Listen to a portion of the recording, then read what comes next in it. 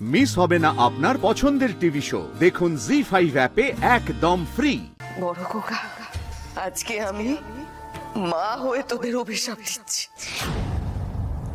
তোরা কেঁদেও কুল পাবি না, তোদের এমন অবস্থা। আরে আর কতবার এই কথাটা বলবে বলো তো?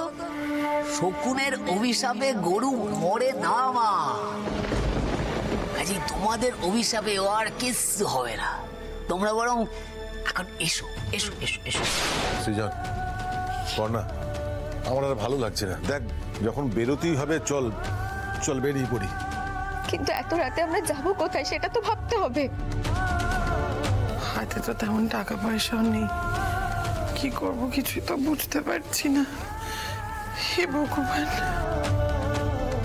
বড় আম্মা, আমরা কোনোদিনও এই বাড়িতে থাকতে পারবো না, না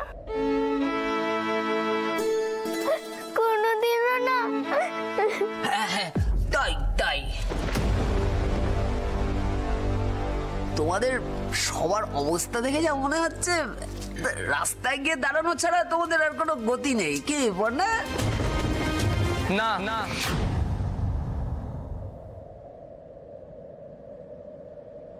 না আনন্দা, কেউ রাস্তায় গিয়ে দাঁড়াবে না।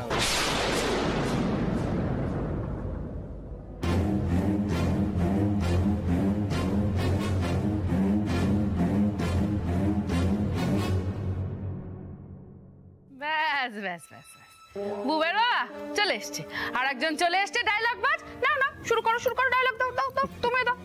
বাবা, আপনারা সবাই আমাদের ফ্ল্যাটে গিয়ে উঠবেন।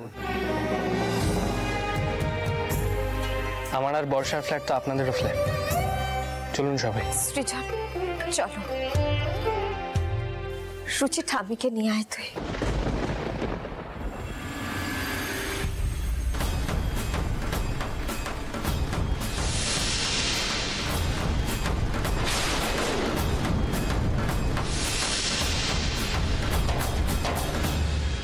বাবা, এখনো ডায়লগ দেওয়া বাকি আছে বর্ণা তোমার? এখনো যারো কি কি বাকি আছে সেটা তো সময়ের সাথে সাথে আপনারা বুঝবেন। আপনারা এত কিছু কার জোরে করছেন সেটা আমি জানি না, ওই সুখ বিলাস কি সেটাও আমি জানি না।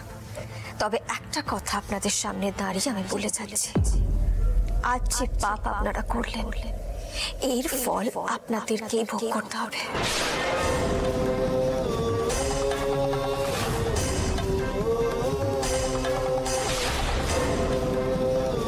আজ যেভাবে আমাদের বাড়ি থেকে বার করে দিলেন, একদিন হয়তো এমন আসবে যাদের জোরে আপনারা এসব করছেন তারাই আপনাদের বাড়ি থেকে বার করে দেবে।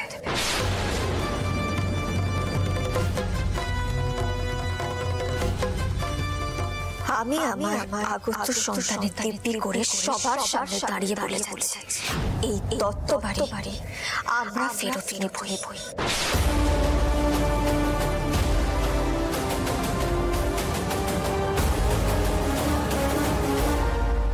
অনেক ডায়লগ হয়ে গেছে, টাটা।